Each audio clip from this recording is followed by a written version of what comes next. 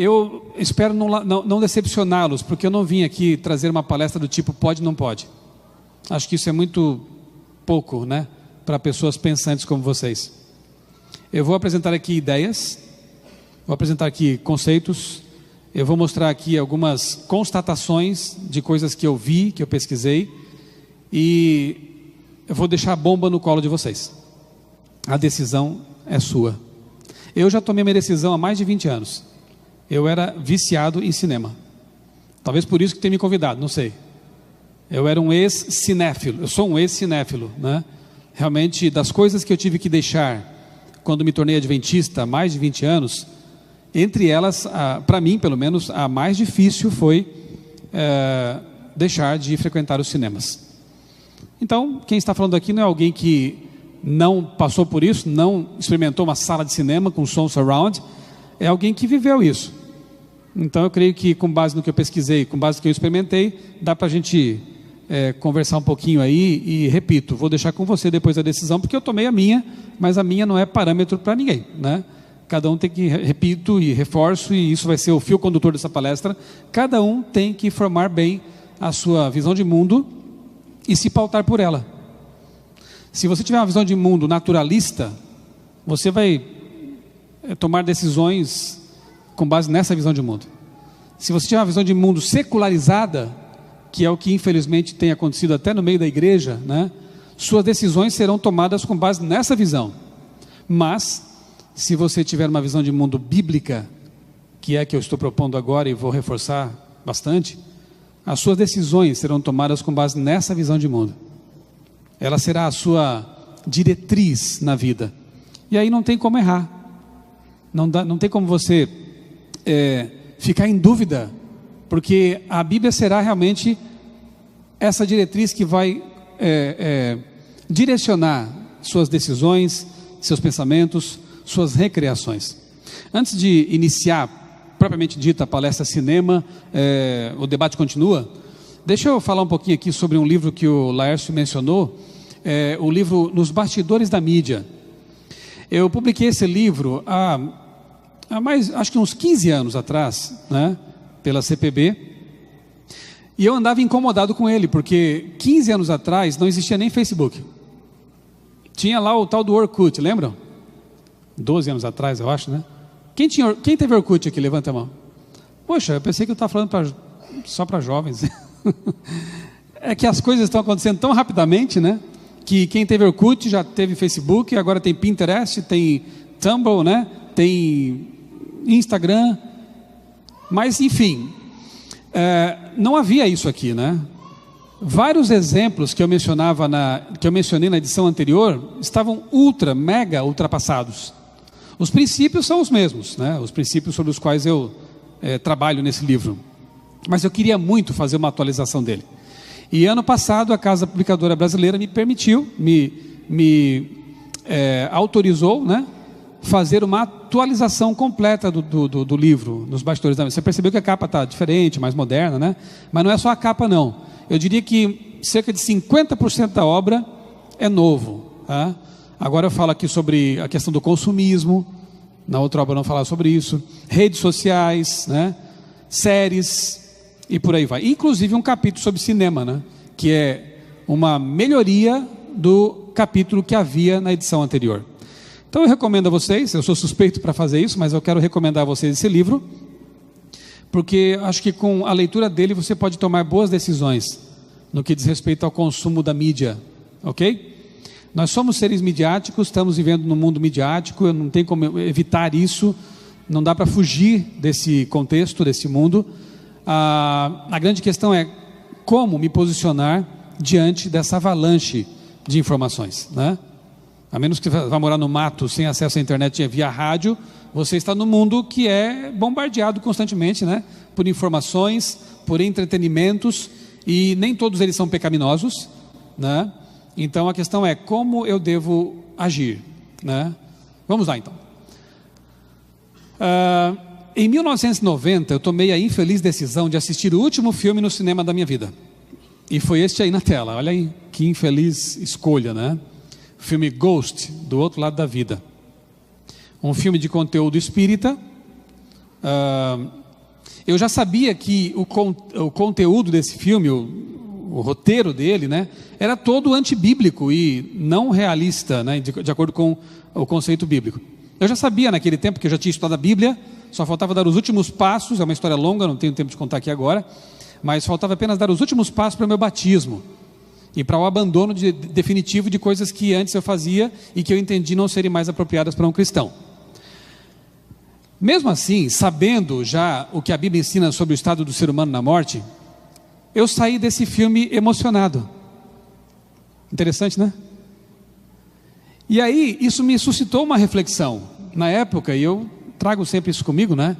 Como as produções, especialmente as produções hollywoodianas, nas quais eles investem milhões de dólares, então não é uma coisa feita assim, sem pensar, é tudo muito bem pensado, conseguem manipular nossas emoções. Eu sempre me julguei uma pessoa racional. Repito, eu já conhecia, né, naquele tempo que a Bíblia fala sobre o assunto, mas saí dali chorando. Por quê? É um filme triste, romântico. O cara morre e vê a esposa, a noiva, sei lá, a namorada, né, ali à mercê de outros, né, e ele tenta se comunicar com ela e não consegue porque ele é um fantasma, e chega um momento no fim do filme, eu já vou dar um spoiler porque ninguém tem que assistir esse filme mesmo, e também é bem mais antigo que o Titanic até, né, ele tem que ir embora para a luz, sei lá para onde, né, e aí ele tem que deixar a moça aqui na terra. Que coisa mais triste, né? Eu prefiro pensar como ensina a Bíblia, que se eu morrer agora, minha esposa vai ficar solteira me aguardando até a volta de Jesus, e não vai. Eu vou reencontrar meus queridos, e eles vão me reencontrar se eu morrer. É muito mais esperançoso, não é? Do que a ideia de que possa haver evolução das almas aí, dos espíritos, né? E de repente nunca mais se verão aí por esses meandros das reencarnações, né? O filme é triste. Eu sabia que era mentira, mas eu chorei, porque os filmes manipulam nossas emoções. Agora, será que os antigos argumentos que eram usados por religiosos para desaconselhar a ida aos cinemas ainda se sustentam hoje, na época dos smartphones, dos tablets, da internet banda larga, do Netflix, TV por assinatura, etc. Será que a gente ainda consegue usar aqueles argumentos antigos, cheirando a naftalina, né, para convencer os jovens da igreja, os adultos, enfim, de que não é conveniente ir ao cinema, já que o cinema hoje explodiu dentro de casa? Ele está lá. Será que o cinema hoje é o maior problema realmente, quando o assunto é filme? Eu começo fazendo perguntas porque é em cima delas que eu vou trabalhar e talvez eu nem responda a todas, tá? Olha só, será que a gente não está atacando aí um soldado, por mais forte que ele seja, mais poderoso que ele seja, incômodo que ele seja, enquanto um tremendo cavalo de Troia entra na igreja cheio de soldados? Poxa, mas você está acabando com a sua palestra agora, hein? Me chamaram para falar de cinema e você está dizendo que o cinema nem é o maior problema? É que eu quero que a gente abra um pouco mais a discussão. Eu vou falar de cinema, prometo, né? Mas talvez estejamos realmente combatendo um soldado e esquecendo do exército que está entrando hoje em nossa casa, em nossa mente, né?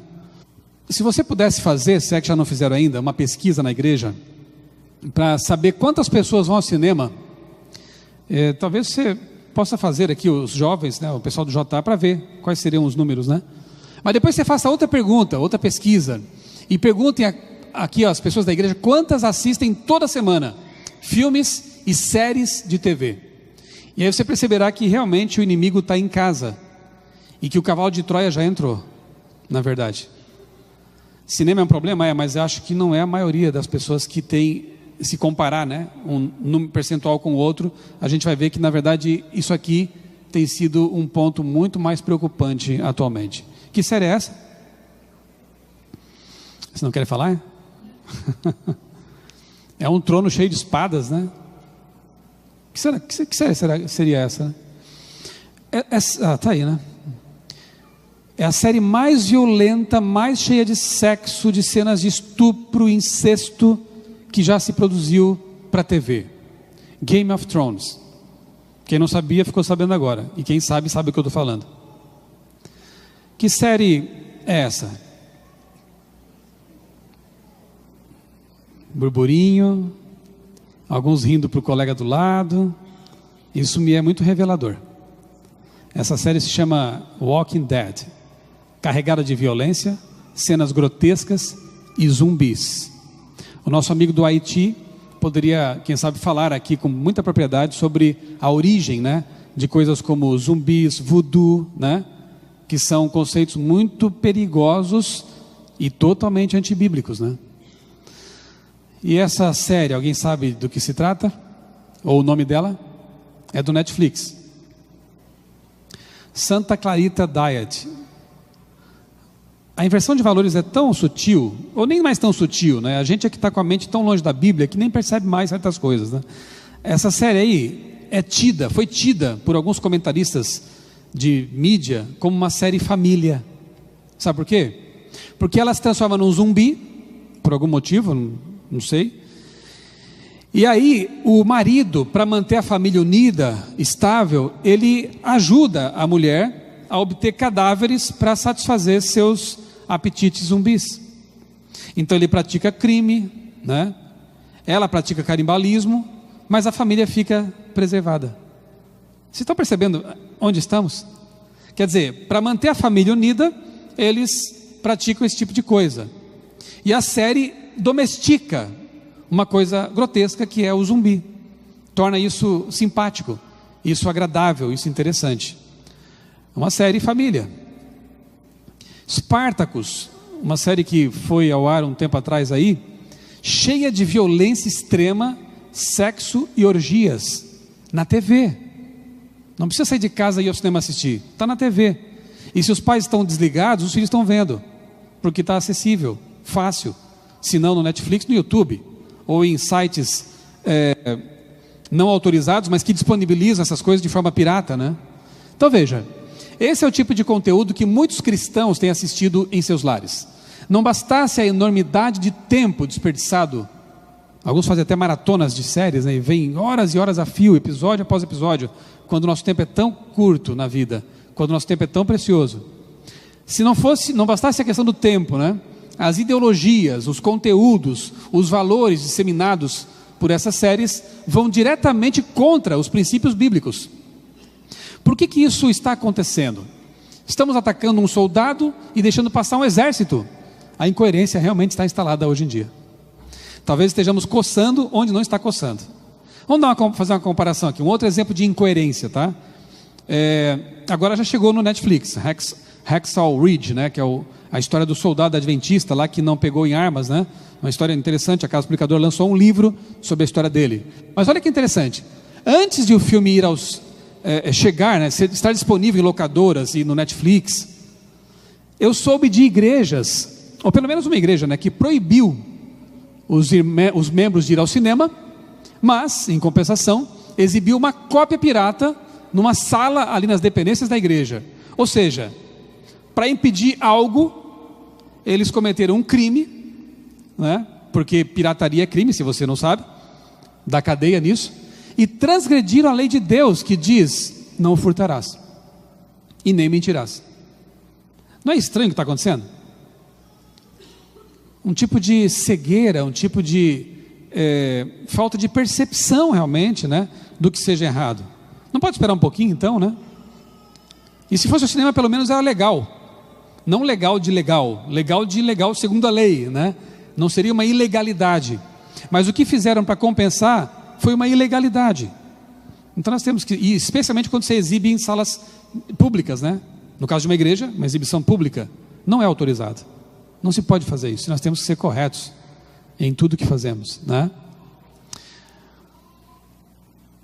Eu vou listar aqui uma série de coisas que tem que ver com filmes, tá? E com esse hábito de assistir filmes, séries, etc., extraídos de um artigo do pastor Douglas Reis. Achei interessantes os pontos que ele levanta ali, com respeito a esse detalhe de assistirmos coisas, né? Por exemplo, a importância da contemplação. Já sabemos disso, é uma frase batida e muito real, que somos transformados pela contemplação.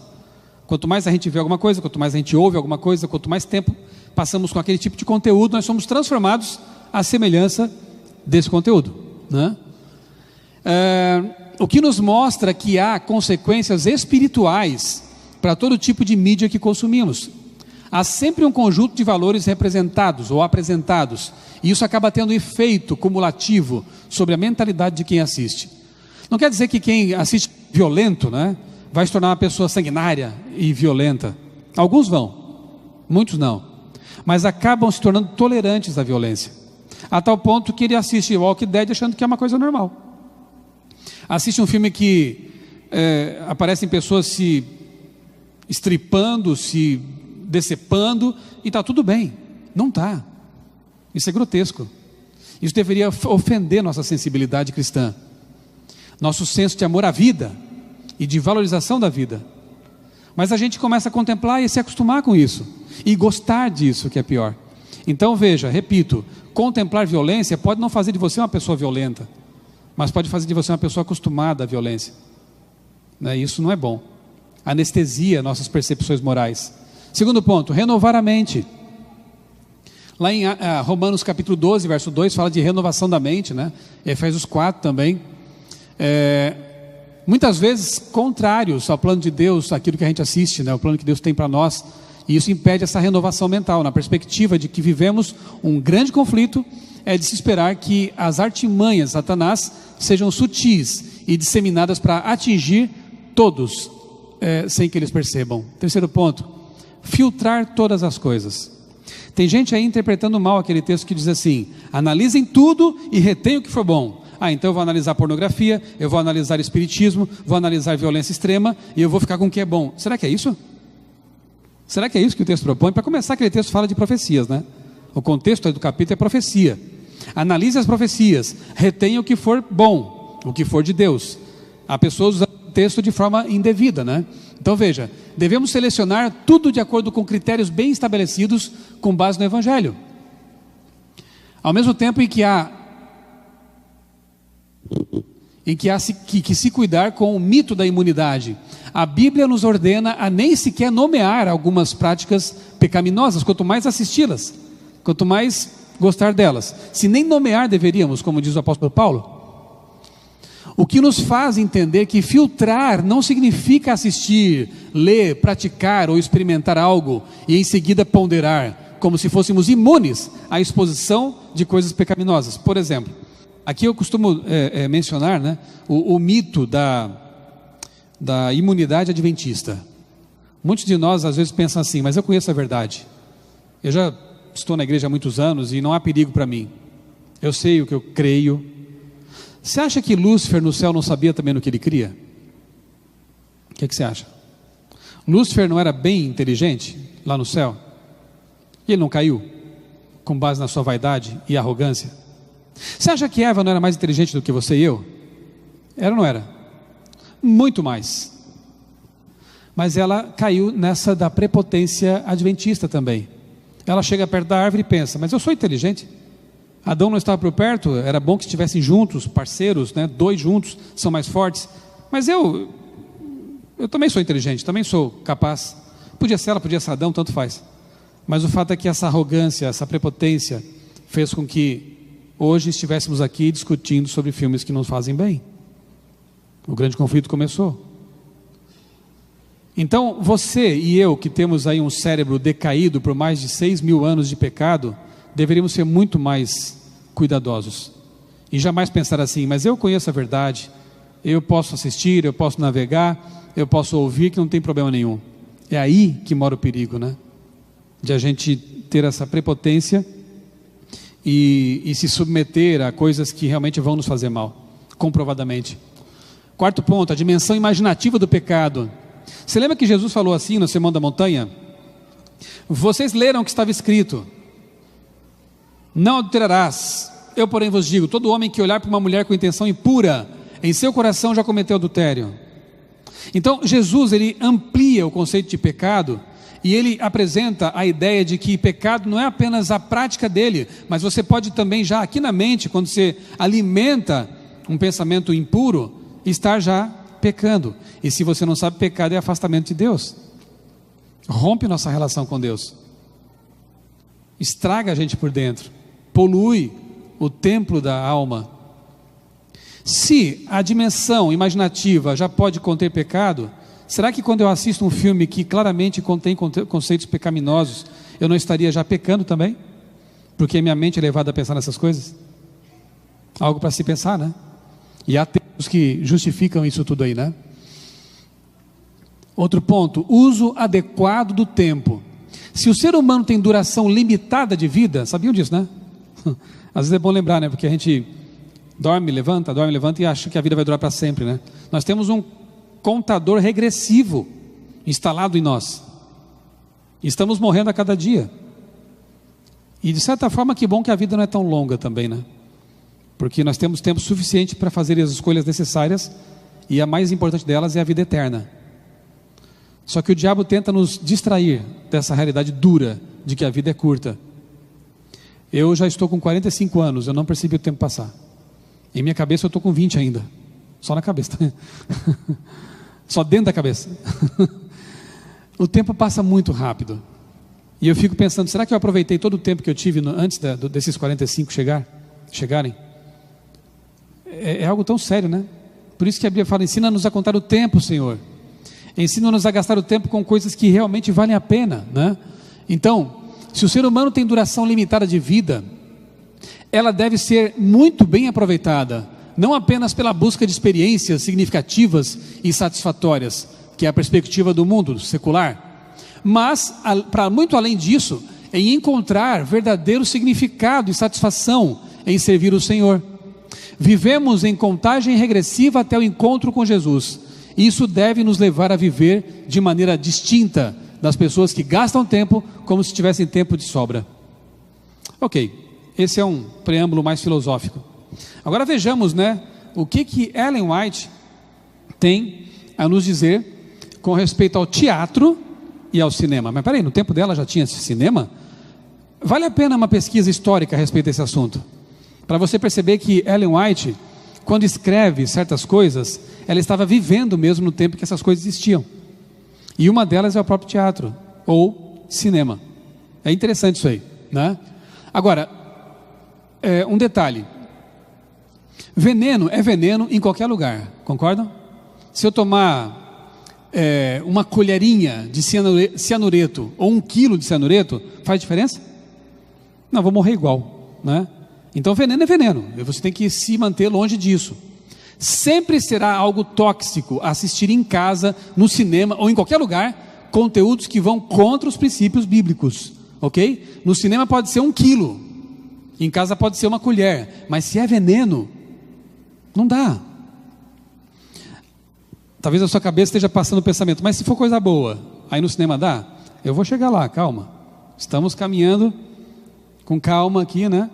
Tenha paciência, temos muito que conversar ainda, tá bom?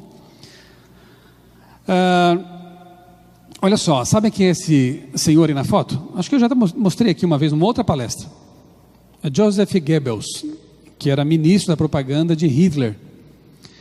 Nós discordamos totalmente dele, do que eles fizeram, mas uma coisa é certa: eles conseguiram usar a mídia para convencer um país inteiro de que uma coisa horrível era boa. Então a mídia tem poder. E é dele a frase: uma mentira repetida 1000 vezes torna-se uma verdade, né? Joseph Goebbels. A exposição frequente a esses conteúdos fará com que finalmente a mentira pareça verdade e causará um anestesiamento da percepção cristã crítica. A pessoa entra na perigosa fase do nada a ver. Conhece essa fase? Amigo, esse filme é perigoso para você. Ah, nada a ver.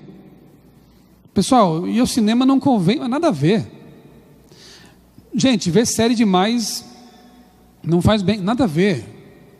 Nada a ver é a resposta de quem não pensa, na verdade. Porque se ele pensasse um pouco mais, teria argumentos para falar. Mas o nada a ver evita a discussão e o coloca na cômoda situação de pensar assim: nada importa e nada me afeta, né? Então, é a tal da mentira repetida 1000 vezes, que a pessoa passa a aceitar, porque teve contato demais com ela.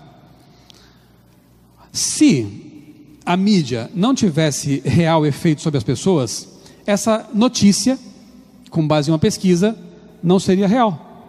E o que essa pesquisa traz? É muito interessante.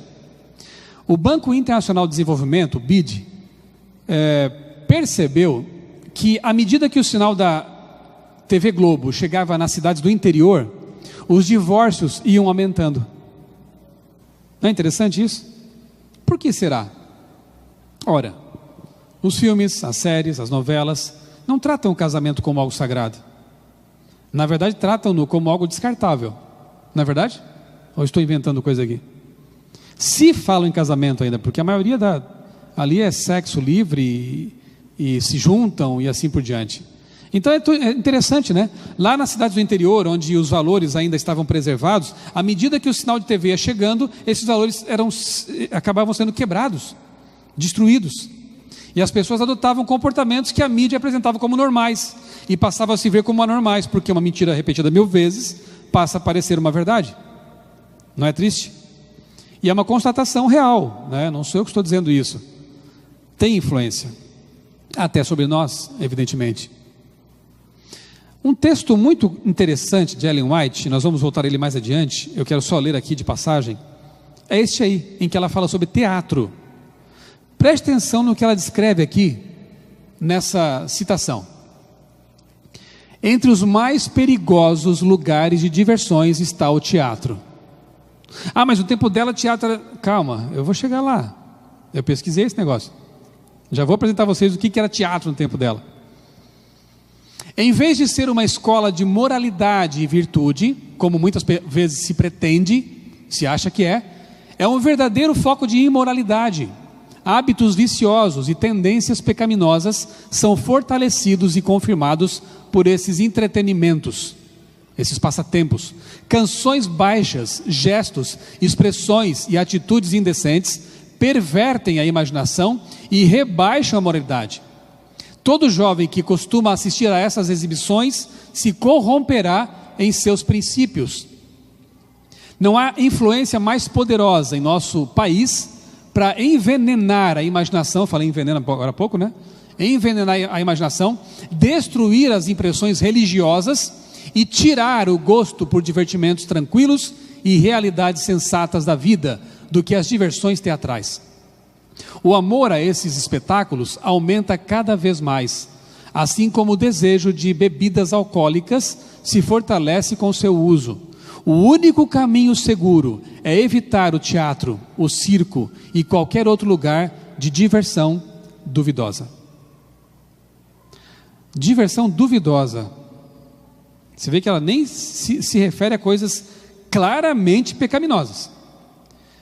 Eu não sei, eu adotei para mim uma máxima, depois que me tornei adventista: se há dúvida, eu não vou ultrapassar, até que isso fique claro. Você acha que é um conceito seguro? Eu acho. É tipo aquela história da rainha que estava contratando cocheiros para sua carruagem. Aí ela perguntou para... 3 vieram se candidatar para a vaga, e ela perguntou para o primeiro: você, quão perto de um abismo você consegue dirigir a carruagem sem cair nele? E ele falou, todo envaidecido: eu consigo ir até 10 centímetros da borda e não caio. Ok? E você, segundo, quão perto de um abismo você consegue dirigir sem cair nele? Eu consigo dirigir a carruagem a 5 centímetros da borda do abismo e eu não caio. Ok? E você, o último, como é que você faz? Vossa Majestade, eu procuro ficar o mais longe do abismo que eu puder. Contratado. Não é assim? Até onde eu posso ir sem pecar? Quão perto do pecado eu posso chegar sem me envolver com ele? Errado, pensamento errado, porque a Bíblia fala: fuja do pecado. Não é assim? Faça como José, se desvie do pecado, não vá perto dele, porque ali está o perigo. Diversões duvidosas, então, se é duvidoso, a igreja considera algo não apropriado, tem motivos para isso. Por que eu vou me arriscar? Por que eu vou fazer da minha mente um campo de experiência, né? Para saber se é isso mesmo, e me arriscar a cair no abismo? Olha, na época de Ellen White, no século XIX, né, fim do século XIX, comecinho do século XX, predominavam nos Estados Unidos os chamados teatros cheios de imoralidade, humor vulgar E na época era popular lá naquele país o chamado teatro vaudeville. O que era isso? Era o teatro de variedades, pequenas peças humorísticas, não é? Ou danças. Era um show de variedades, enfim. Nesse tipo de show se apresentavam cantores, dançarinas, atores, ilusionistas e acrobatas. Por isso ela fala de circo também. Mas não era só circo com animalzinho, coisa assim. Era uma coisa mais ampla. Variedades. Geralmente dirigidos à plateia masculina. Os vaudeville exploravam temas grosseiros e obscenos. A sensualidade era constante nesse tipo de espetáculo, com mulheres em trajes sumários. O interessante, ó, é que o biquíni só seria lançado em 1946. E no começo do século, as mulheres nesse tipo de teatro já se trajavam de forma indecente. Você vê o nível, né, daqueles shows lá. Então, quando você pega o que ela escreveu sobre teatro, você não pode tirar esse texto do seu contexto. Você tem que entender como era o cenário, né, no tempo em que ela escreveu isso aí. Depois de 1920, depois da década de 20, né, e antes e depois dos filmes, as pessoas assistiam também aos tais theater packages, que são pacotes teatrais, que podiam conter apresentações musicais, concertos, shows de comédia e até mesmo peças teatrais de conteúdo duvidoso, ou até pornográfico. Não foi uma invenção nova a pornografia, o erotismo errado, né? Você vê, no começo do século já havia esse tipo de coisa. Ali pelos anos 20, anos 10. Esse documentário é interessante, mas porque ele foi feito por pessoas que defendem a bandeira LGBT. Então, assim, é um documentário insuspeito. Não foram religiosos, moralistas, que pesquisaram a história do cinema para dizer para a gente o que aconteceu. É um documentário, eu disse, né, LGBT, com esse cunho, The Celluloid Closet. E ele mostra ali que as características dos filmes, nas primeiras décadas de 20, do século 20, né, depravação, escândalos sexuais, homossexualismo, etc. Somente em 1930 foram estabelecidas regras rígidas para a produção cinematográfica. Teve início então a época dos filmes bíblicos, lembram? Ben-Hur, Spartacus, Manto Sagrado, os 10 Mandamentos, né? Foi a partir da década de 30. Então nós temos assim, ó, a história prossegue, né? E o fato é que muitos escritores e roteiristas ainda faziam filmes de conteúdo assim duvidoso, né? Só que mais por baixo dos panos. E a partir dos anos 60, então você já consegue se localizar na história, revolução sexual, drogas, sexo e rock and roll. A partir dos anos 60, com a liberação sexual e cultural, houve um renascimento daqueles tipos de filmes dos anos 20, né? De moral questionável.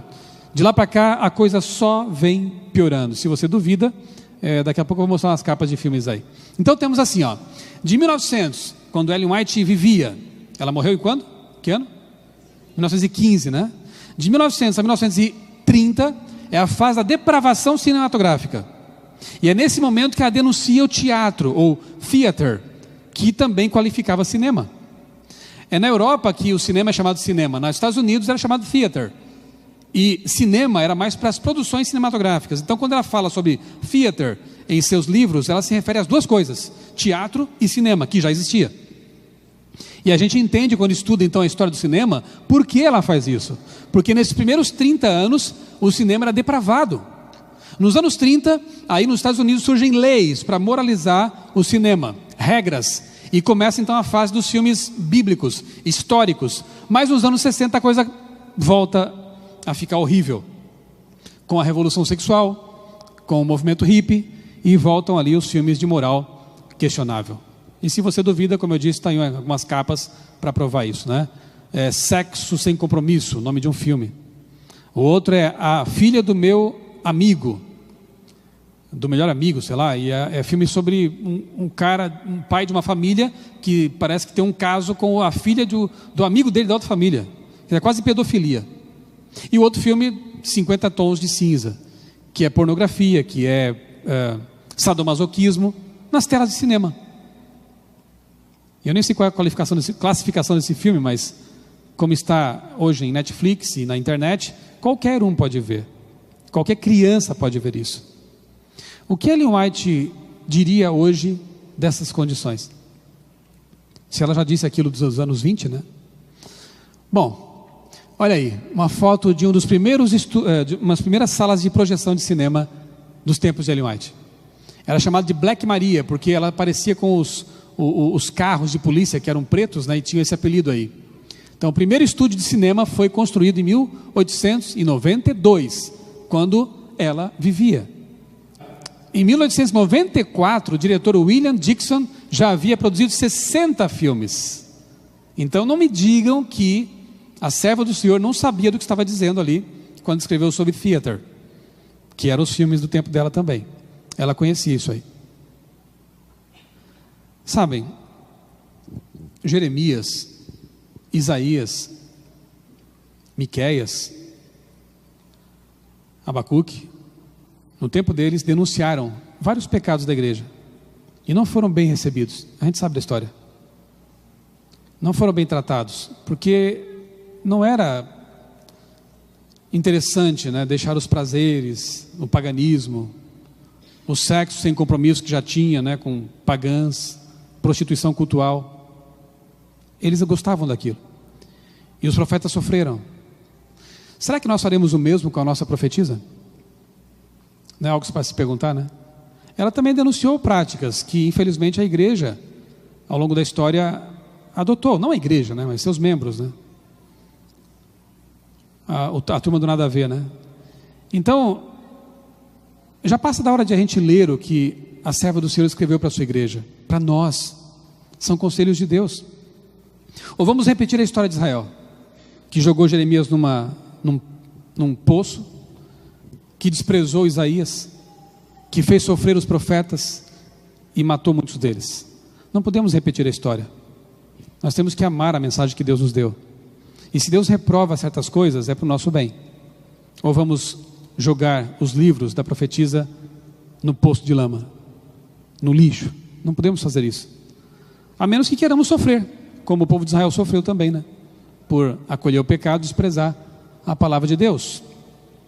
O cinema moderno, na verdade, tem sua origem com a projeção feita pelos irmãos franceses Lumière, em 28 de dezembro de 1895. Ali então é tida como a data inaugural do cinema com os irmãos Lumière.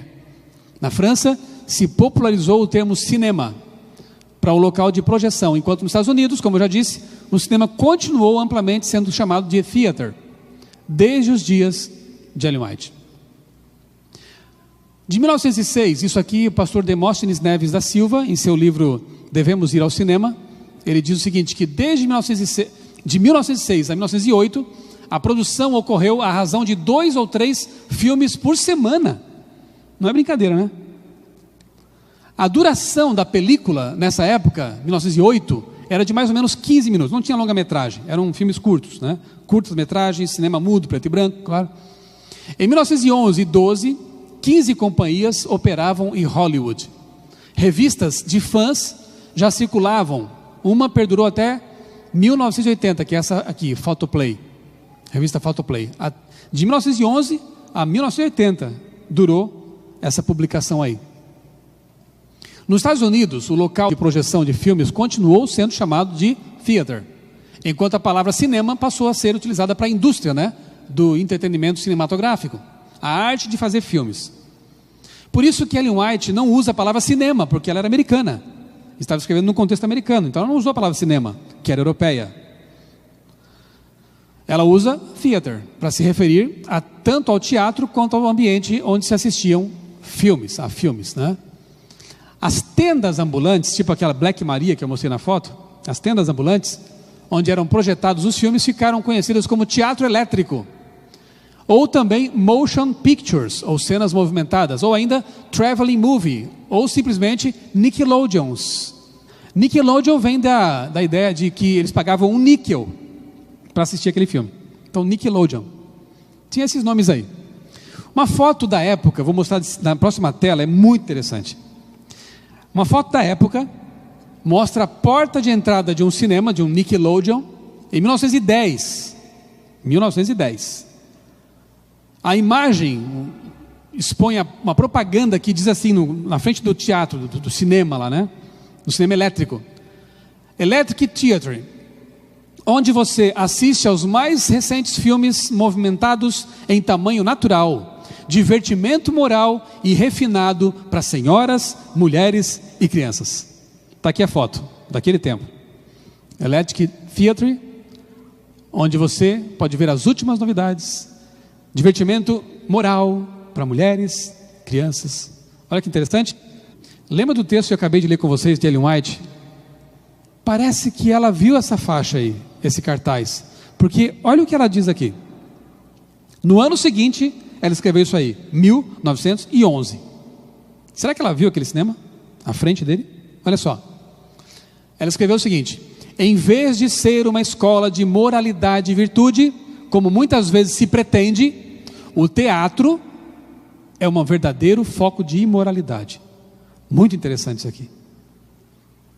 Ela estava ligada na mídia, nas coisas que aconteciam em volta dela. Não era uma pessoa desconectada do mundo, porque essa frase dela parece contradizer abertamente aquela propaganda colocada na frente lá do teatro, né? Ok, eu acho que já nos convencemos de que ver filmes ruins não é bom, de que assistir essas coisas assim de conteúdo sensualista, violento e tal, não é legal. Tá, mas e os bons filmes? Vamos ser tão radicais assim? O que dizer dos bons filmes? Então eu volto àquela ilustração do veneno. É óbvio que tomar veneno é perigoso. Mas e se eu for ao cinema para assistir um filme bem escolhido? Nesse caso, é bom lembrar que um remédio em dose cavalar também pode intoxicar. Estão percebendo onde eu quero chegar com a analogia? Um remédio tomado em excesso também pode ser danoso. E é a partir daqui que eu quero construir a ideia de que talvez nem isso seja proveitoso. Bons filmes na sala do cinema, na Black Maria, né? Porque ali você tem o perigo do hiperestímulo, que não é só do cinema, lógico, tem muita coisa que envolve isso aí, mas eu, nessa palestra, vou me limitar a esse assunto, né? Então é verdade que na sala de cinema hoje, que as salas de cinema hoje não são mais aquilo que Ellen White condenou no tempo dela, sejamos francos, né? As salas de cinema hoje não são mais como os vaudeville, com variedades, com dançarinas seminuas, né? Isso, quanto eu saiba, não tem mais nas modernas salas de cinema. Então o argumento do ambiente nocivo parece que não tem mais força. Mas será que dá na mesma assistir bons filmes em casa e na sala de cinema, ainda que não seja aquilo que era no passado? É outra pergunta que eu deixo para você pensar, mas que eu vou tentar responder.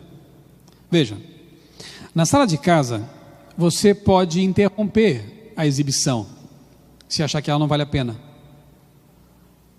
Você pode parar o filme e comentar com seus filhos algum aspecto dele. Você pode analisar, criticar. É possível pular cenas, se uma ou outra coisa do filme não for adequada. E por mais preparado que seja o ambiente do lar, com home theater e coisas parecidas, jamais se compara, e eu já fui, eu sei do que eu estou falando, jamais se compara a uma sala de cinema com a tela gigantesca, som surround, e hoje com tecnologia 3D ainda, ou 4D, coisas assim.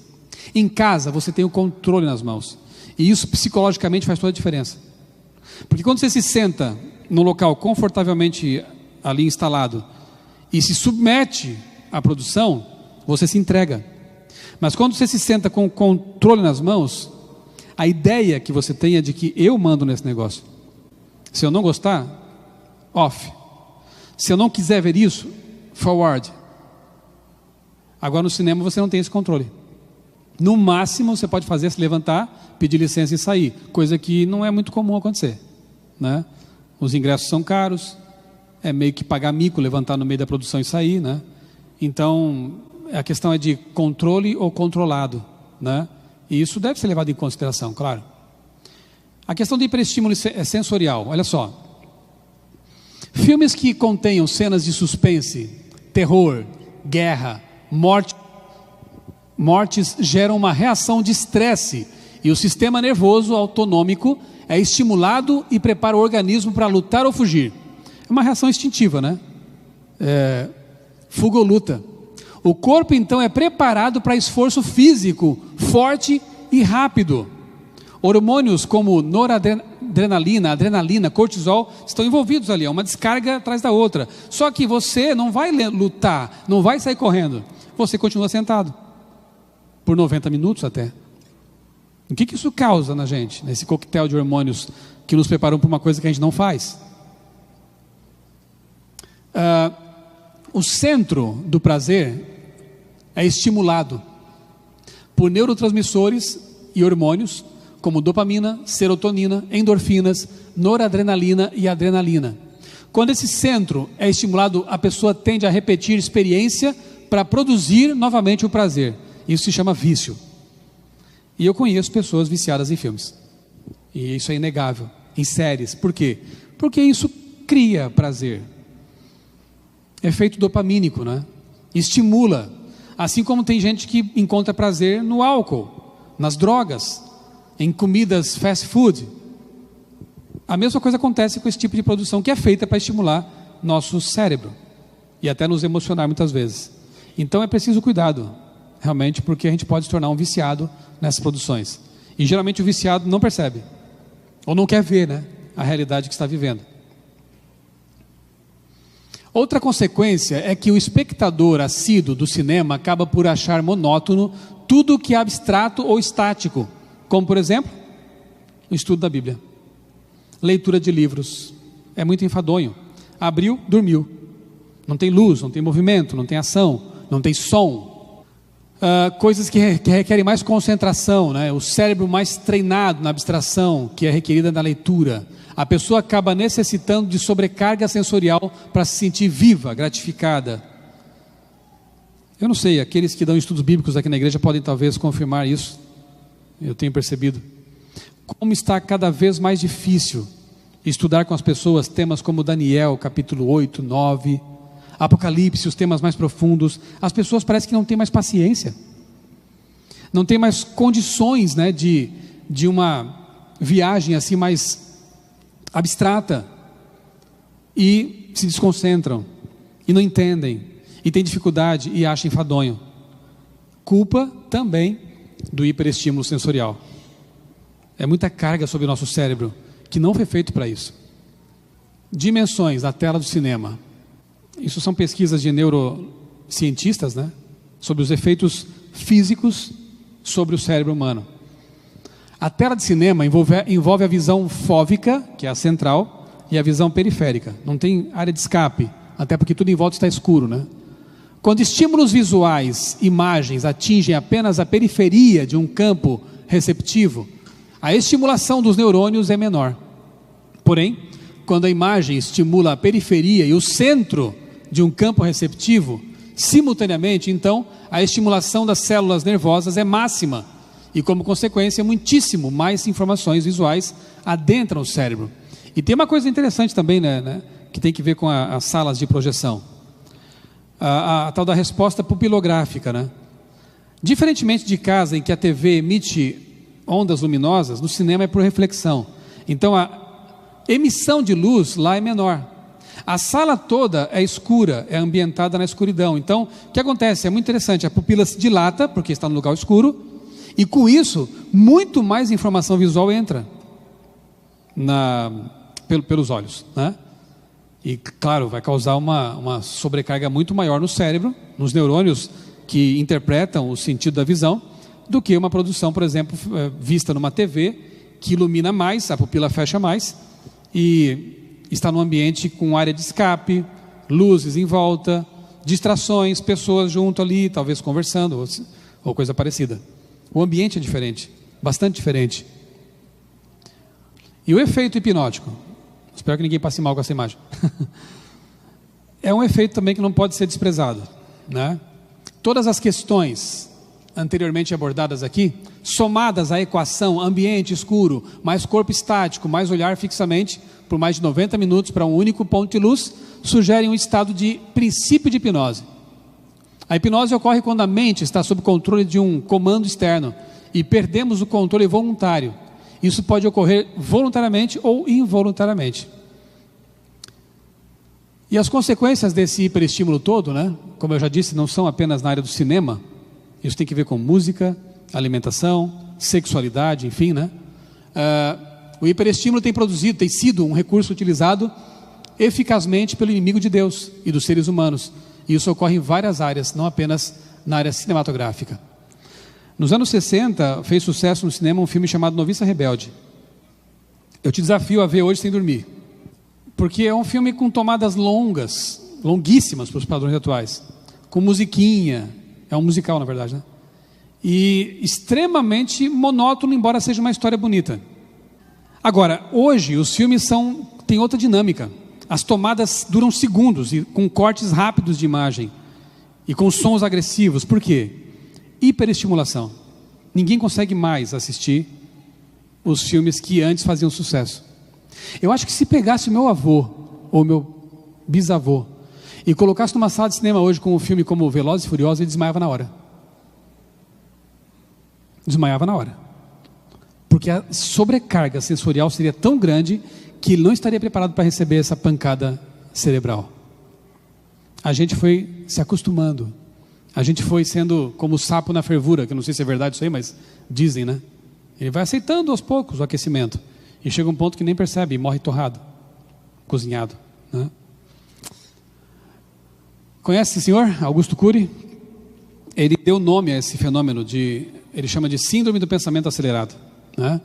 E ele fala que isso que eu falei, né, do hiperestímulo e tal, e as pessoas não conseguem mais se concentrar, e eu digo que isso faz parte da orquestração satânica nos bastidores da mídia para dominar as pessoas, para torná-las insensíveis, anestesiadas.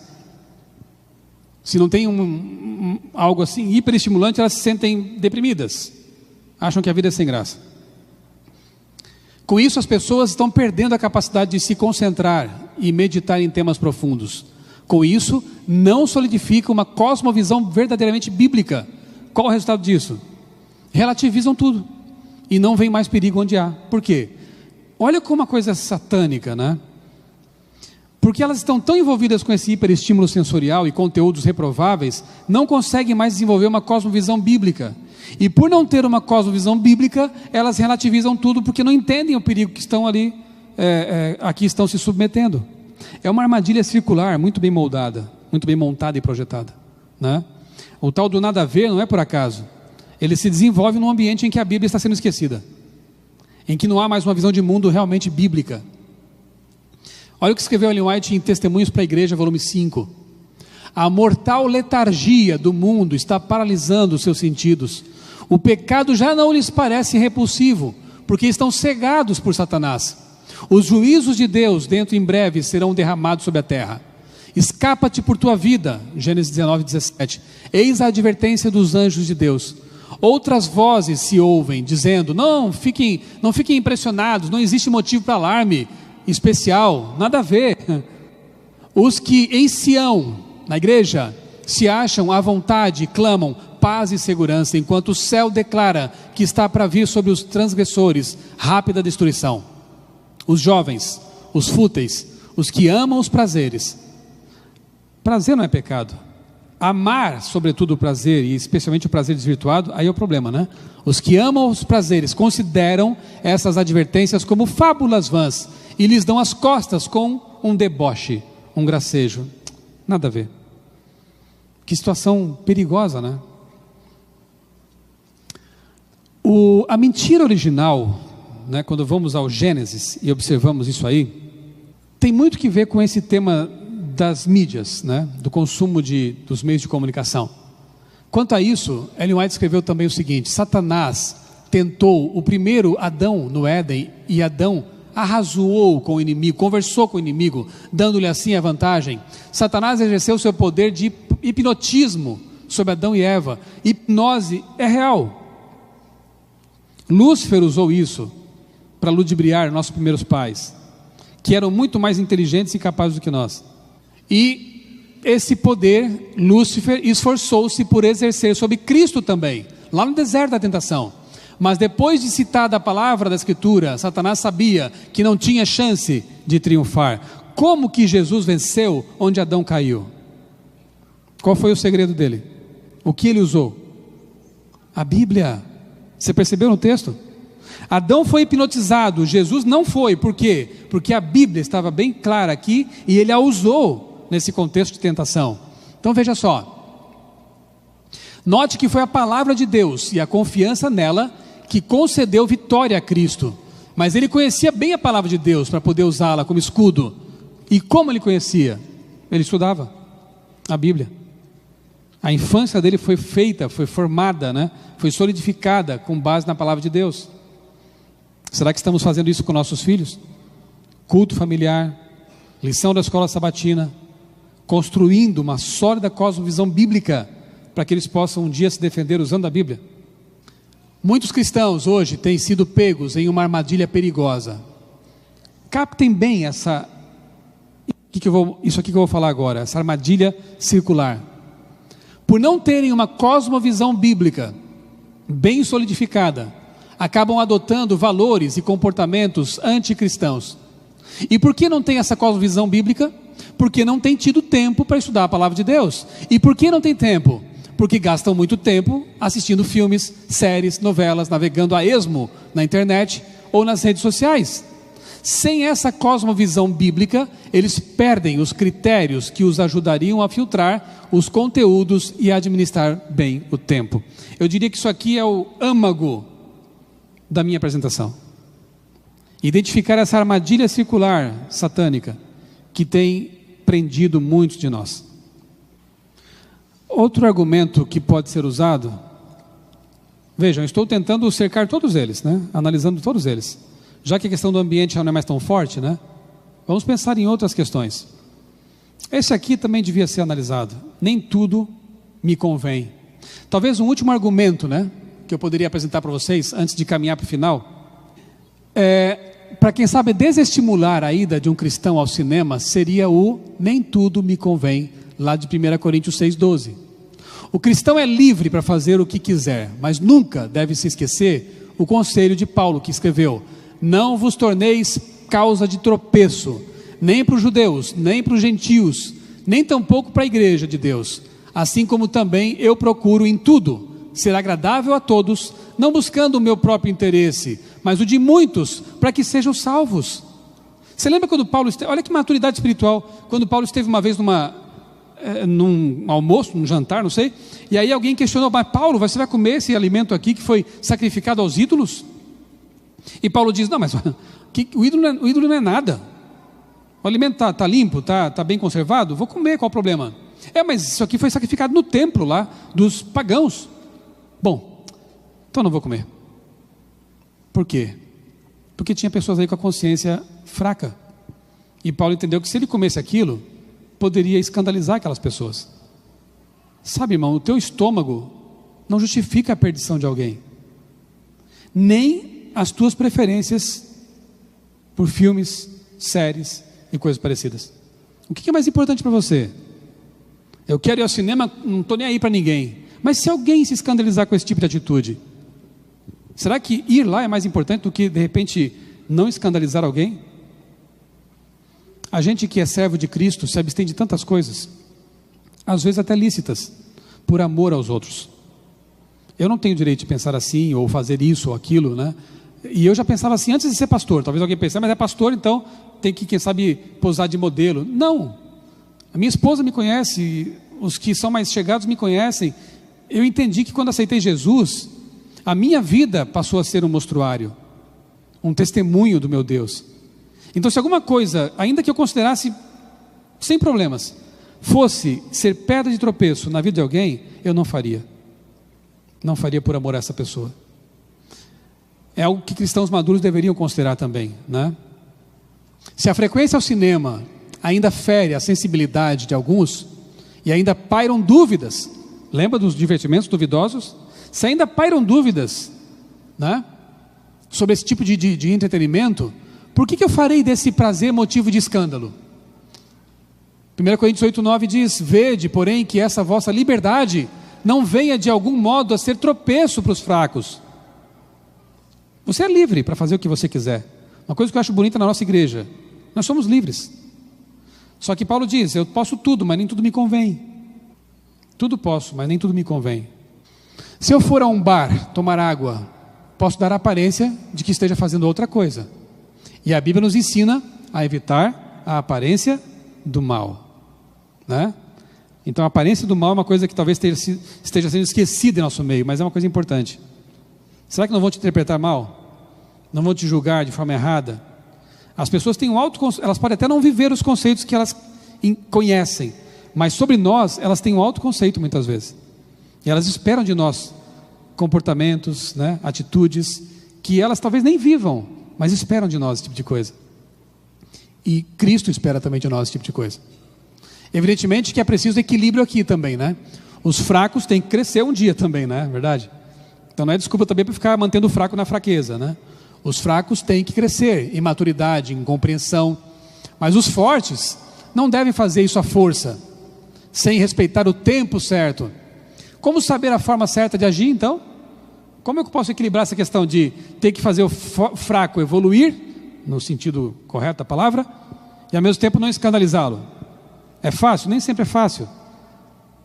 A resposta eu creio que está aqui, ó, mantendo comunhão íntima com Deus, conhecendo bem a Bíblia e amando os irmãos, tendo genuína preocupação com a salvação deles. Eu acho que se você fizer isso, você não vai errar, ou vai minimizar a possibilidade de erro. Amor ao próximo, comunhão com Deus e guia do Espírito Santo. Ele vai te mostrar a forma certa de agir. Evitemos também os rótulos, né? É uma coisa importante aqui. Rótulos nos impedem de pensar e às vezes escondem incoerências. Querem ver algumas? Veja, para se proteger, comunidades escolhem rótulos, tanto bons quanto maus. Um bom exemplo disso, veja, a demonização do café e a tolerância com refrigerantes e Coca-Cola, por exemplo. Não é incoerente? Demonizamos um e toleramos o outro. Calça feminina na igreja não pode, mas saia curta e calça colada fora da igreja, tudo bem, vista grossa. Tem alguma coisa errada, né? Estamos rotulando coisas e tolerando outras. E há outros tipos, né, de comportamentos tolerados pela comunidade apenas porque não são rotulados. É o clássico exemplo que eu estou mencionando aqui do cinema e das séries de TV. O cinema está rotulado. Não estou dizendo que porque é rotulado está liberado. Você já entendeu o que eu penso sobre isso, né? Mas é um rótulo que colocamos taxativo ali. E outras coisas não estão rotuladas e são toleradas. E talvez muito piores do que aquilo que rotulamos, né? Os cinemas hoje estão em lugares seguros, dentro de shoppings, em ambientes controlados. Em comparação com outros lugares de diversão, são preferidos até por muitos pais, apesar do rótulo. Não é verdade? Então o ambiente lá, aquela coisa toda, talvez tenha que ser um argumento revisto, porque não é dos mais fortes agora. Tem muito mais coisas envolvidas. Mas voltemos então à questão da importância do conteúdo, que eu acho que é o ponto mais importante. Você assistiria a uma produção que tivesse violência extrema, várias cenas de sexo e nudismo, estupro, lesbianismo, adultério, incesto, dragões, zumbis e magia? Gostou do pacote? Você assistiria isso? Fala a verdade. Espero que não seja como aquele videozinho que uma vez eu vi num lugar aí. Greve dos professores. Aí a repórter pergunta para o garotinho: porque afinal de contas não dá para ficar jogando videogame o dia todo, né? Aí ele fala: dá. Espero que a resposta não seja essa aqui, né? Qual o problema de ver isso aí? Se você responder que tudo bem, irmão, em nome de Jesus, se converta. Está longe do que a Bíblia ensina. Será que dá para ver uma série desse tipo? O pior é que já falei dela. E é a série mais assistida de todos os tempos. Game of Thrones.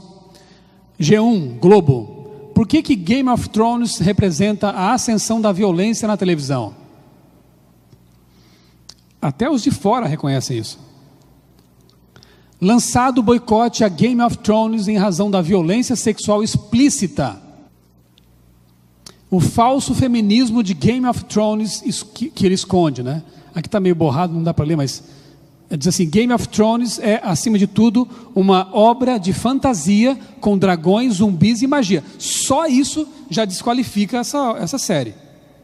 Mas tem um lado muito pior, que é, repito, estupro, incesto, violência contra a mulher e coisas mais. Por que Game of Thrones ama atrizes pornô? Sabiam disso? Porque as atrizes não pornográficas não aceitam fazer certas cenas na série. E aí eles contratam atrizes pornô que aceitam fazer tudo e recebem pouco dinheiro para fazer essas cenas. Esse é o nível das produções televisivas. Isso não está no cinema. Isso está em casa, nos canais por assinatura, na internet. Mais erótica, Game of Thrones tem uma cena de sexo a cada 30 minutos. E olha que interessante, eu encontrei um blog de uma fã de Game of Thrones que resolveu não mais assistir a série. Ela leu os livros de Martin, o autor dos livros que deu origem à série. E vendo a série, ela se escandalizou e não quis mais assistir. Uma pessoa, não sei se é cristã, não é adventista, fã de Game of Thrones, escreveu o seguinte: em Game of Thrones, tornou-se mais importante mostrar cenas longas de mutilação, sexo, abuso sexual, do que simplesmente contar a história. Cansei. Lá pelo 4º episódio da temporada, da 3ª temporada, eu pendurei a toalha e resolvi que ia gastar melhor meu tempo. Amém por isso, né? Mas meu problema com os produtores de Game of Thrones é que eles estão simplesmente focados em chocar seus espectadores com cenas altamente violentas que são posteriormente glamorizadas como algo positivo. Não, violência não é algo que deva ser glamorizado, muito menos violência sexual. Mulheres são as maiores vítimas de violência em Game of Thrones. Não é necessário ressaltar isso com mais e mais cenas de abuso contra a mulher. Eu não concordo e jamais concordarei com violência por violência. Essa indústria que fatura em cima da violência, que naturaliza a violência e, pior, faz da violência algo a ser esperado, é repugnante. Pior ainda se for violência contra a mulher e crianças. Alguém de fora teve que dizer isso. Ah, mas pastor, não creio que alguém da igreja assista isso. Olha só. Primeiro que existem cristãos que fazem isso. Mas o que me deixou mais triste foi que quando saiu a notícia de que vários spoilers de uma temporada futura tinham vazado na internet, adventistas no Facebook começaram a falar sobre o assunto e se declarar fãs da série. Que legal, eu quero saber, não aguento mais, eu quero assistir. Eu nem coloquei aqui na tela a foto que eu tenho lá da página do Facebook. Eu ia borrar os nomes, mas acho que nem convém, não vem ao caso. Mas isso me deixou muito, muito triste. Como que irmãos nossos podem, publicamente declarar-se fãs de uma série que tem esse tipo de conteúdo que eu descrevi a vocês? Ah, mas Ellen White falou do teatro do tempo dela. O teatro do tempo dela não chegava nem aos pés do que isso aí está apresentando hoje em dia, gente. No máximo tinha mulher de biquíni antes do biquíni ser inventado. Agora o que está aparecendo na TV é nudismo, estupro, incesto, abuso sexual. A que ponto chegamos, Ao ponto de assistir coisas como essa e, no quebrando o silêncio, vestir uma camiseta bonita e ir para as ruas lutar contra o abuso contra a mulher. Tem algo muito errado aqui. Uma coisa é dizer, outra é o que nós vivemos de fato. Porque uma mentira repetida 1000 vezes torna-se uma verdade. Eu sei, você esperava que eu falasse mais sobre cinema, mas eu não podia falar mais sobre cinema porque o perigo hoje é o cavalo de Troia que entrou em casa, que entrou aqui na mente dos cristãos que estão perdendo o vigor espiritual por causa dessas coisas. O que seria pior? Agora pense comigo. O que seria pior? Ir ao cinema ver Hacksaw Ridge, o Soldado Desarmado, ou assistir em casa Game of Thrones? O que você acha? Não estou dizendo que a primeira coisa é válida. Eu estou só comparando, porque os rótulos nos impedem de ver coisas piores às vezes. Quem acha que seria pior ir ao cinema, ver Hacksaw Ridge? Quem acha que é muito pior ver Game of Thrones em casa? Bom, não estou sozinho na minha conclusão. Você percebeu o perigo? Qual o pior mau testemunho? Ser visto numa fila de cinema para ver um bom filme, ou declarar publicamente nas redes sociais que é fã de Game of Thrones? Lá no cinema, talvez um punhado de pessoas te vejam na fila. Já é ruim. Mas no Facebook, centenas e às vezes milhares de pessoas já estão sabendo que você é fã de Game of Thrones, de Walking Dead e de coisas desse tipo. O mau testemunho hoje, virtual, chega a ser pior do que o mau testemunho real de tempos passados.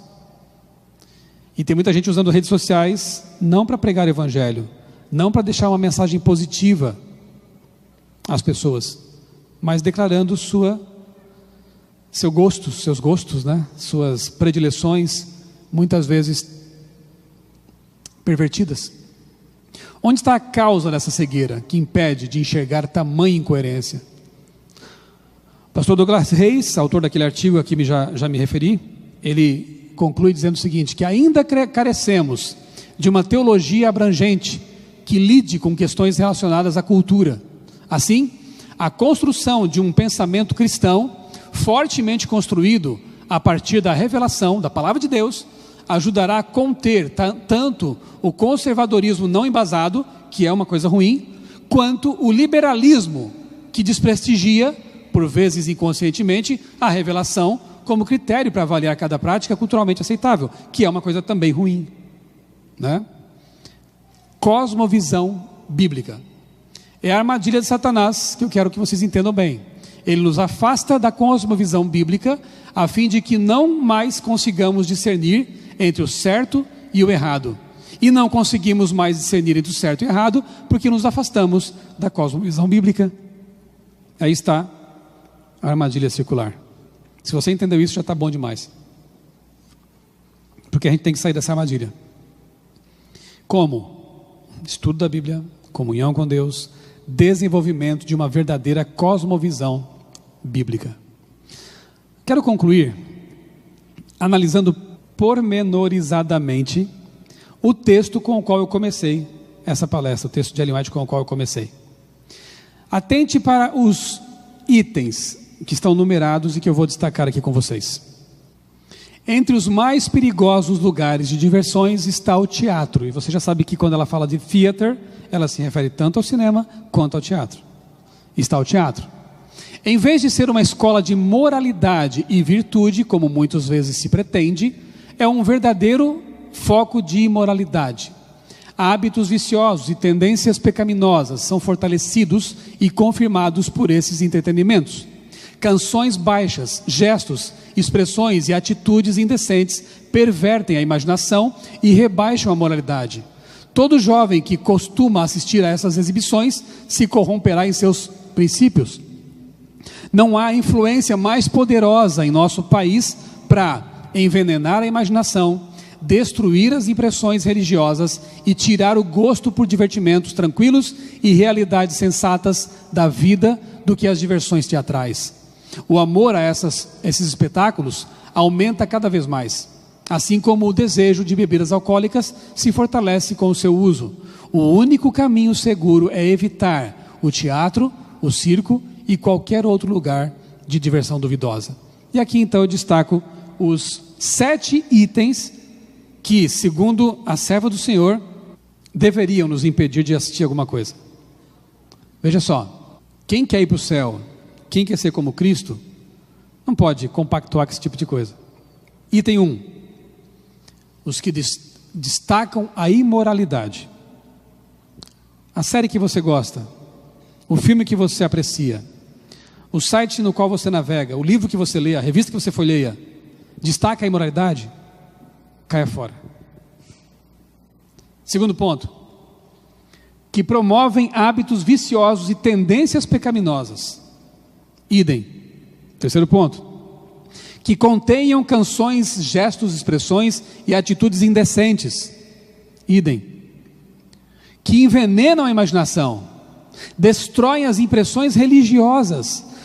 Você sai de um culto de uma palestra, de uma leitura devocional, e vai assistir um filme, uma série ou coisa parecida com esse conteúdo, desfaz tudo aquilo que Deus construiu em você. Dilui as impressões religiosas.